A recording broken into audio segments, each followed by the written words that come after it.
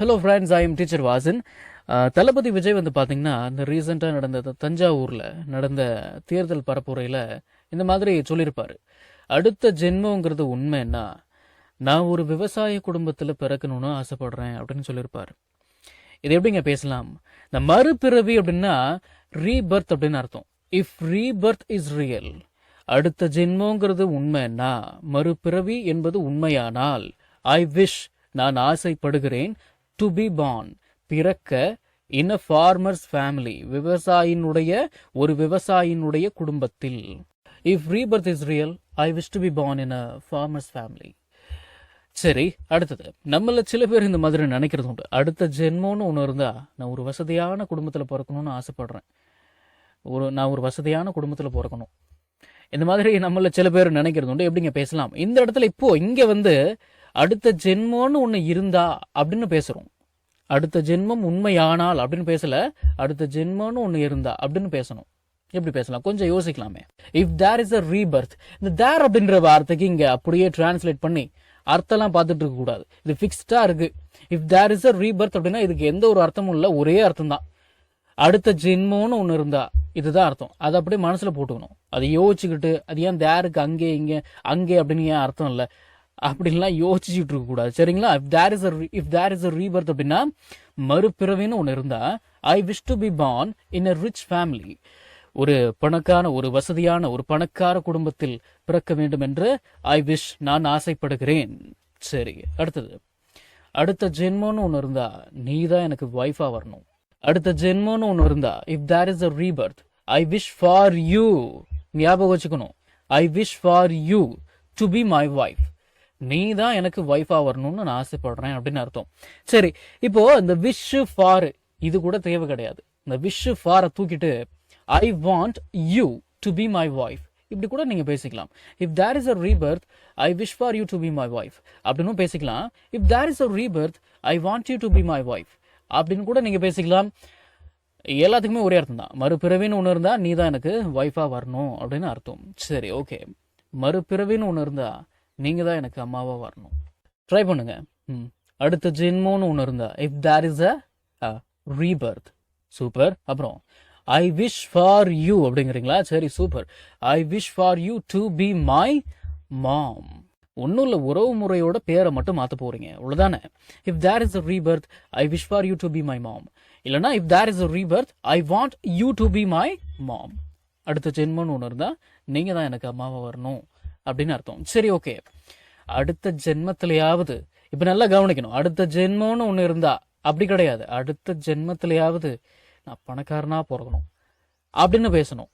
தினசரி பயன்படுத்தப்படும் 1000 இங்கிலீஷ் வாக்கியங்கள் தமிழ் அர்த்தத்துடன் ஒரே பிடிஎஃப்ல வெறும் 199 ரூபாய் மட்டுமே. ஸ்கிரீன்ல தெரியுற நம்பருக்கு இப்பவே வாட்ஸ்அப் பண்ணுங்க. இது புக் இல்ல, பிடிஎஃப் ஃபைல். ஃப்ரீ டைம்ல பிடிஎஃப் ஓபன் பண்ணி போன்லயே லேர்ன் பண்ணிக்கலாம். நீங்க பணம் அனுப்பியோனே வாட்ஸ்அப் மூலமா பிடிஎஃப் உடனடியா வாங்கிக்கலாம். At least in my next life. Next life அப்படின்னா அடுத்த பிறவி அப்படின்னு அர்த்தம். மனசுல வச்சுக்கணும். At least in my next life, I want to be born rich. அடுத்த ஜென்மத்திலேயாவது நான் பணக்காரனா பிறக்கணும். நீங்க வந்து ஐ want to be born rich அப்படின்னு பேசிக்கலாம். ஐ wish to be born rich. I wish to be born rich அப்படின்னா நான் பணக்காரனா பிறக்கணும்னு ஆசைப்படுறேன். ஐ want to be born rich அப்படின்னா நான் பணக்காரனா பிறக்கணும். அவ்வளவுதான், மற்றதெல்லாம் ஒன்றும் கிடையாது. ரொம்ப போட்டு குழப்பிக்காதீங்க. இதை நீங்க ட்ரை பண்ணுங்க. அடுத்த ஜென்மத்திலேயாவது நான் ஒரு பணக்கார வீட்டு பொண்ணா பிறக்கணும் அப்படின்னு பேசணும். எப்படிங்க பேசலாம்? At least in my next life, அடுத்த ஜென்மத்திலேயாவது, அடுத்த பிறவியிலேயாவது, I want to be born, நான் பிறக்க வேண்டும் as a daughter, ஒரு மகளாக, in a rich family, ஒரு பணக்கார குடும்பத்தில். WANT, வாண்ட் அப்படின்ற வார்த்தைக்கு பதிலா நீங்க விஷ் அப்படின்ற வார்த்தையை பயன்படுத்தி கூட நீங்க பேசிக்கலாம். சரிங்களா? சரி, ஓகே.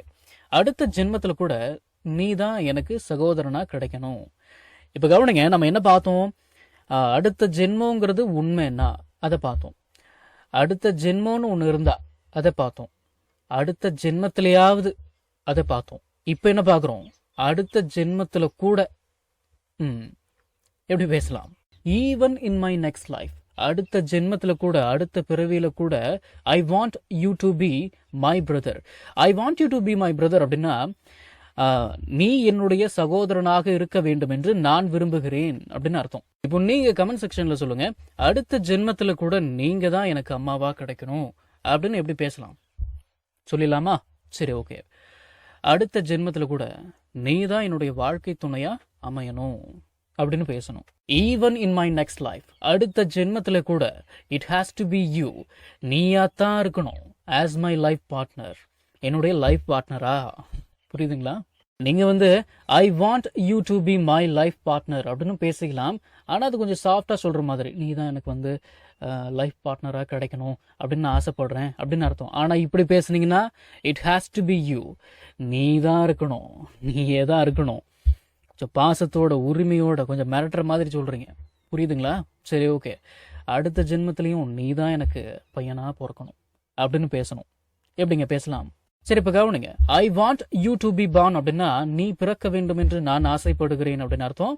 ஆஸ் மை சன், என்னுடைய மகனாக. இன் மை நெக்ஸ்ட் லைஃப், என்னுடைய அடுத்த பிறவியில். நெக்ஸ்ட் லைஃப் அப்படின்னா அடுத்த பிறவி. நெக்ஸ்ட் லைஃப் டூ அப்படின்னா அடுத்த பிறவியிலையும் கூட. புரியுதுங்களா? சரி, ஓகே. அடுத்தது, அடுத்த ஜென்மத்திலையும் நீயே தான் எனக்கு வைஃபா கிடைக்கணும். எப்படி பேசலாம்? I want you to be my wife, நீ என்னுடைய வைஃபா இருக்கணும்னு நான் விரும்புறேன். In my next life too, என்னுடைய அடுத்த பிறவியிலையும். I want you to be my wife in my next life too. சரி, ஓகே. அடுத்தது, 7 ஜென்மத்துக்கும் நீ தான் எனக்கு பொண்ணா பிறக்கணும்.